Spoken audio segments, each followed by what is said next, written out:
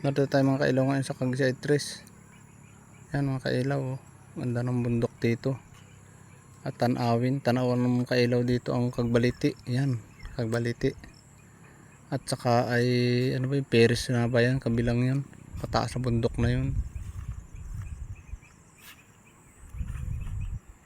Yan, ganda ng tanawin dito mga kailaw. Lantap na lantap, gawa ng maganda ang panahon. Dito yung pagka ganitong habagat ay dito naman ay lantap. Yan, tanaw ang mga isla-isla.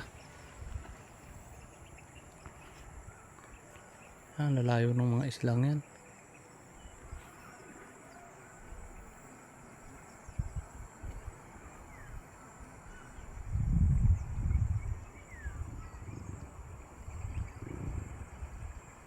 Yan ang Cagbaliti mga kailaw.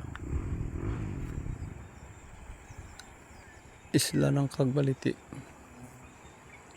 Yan.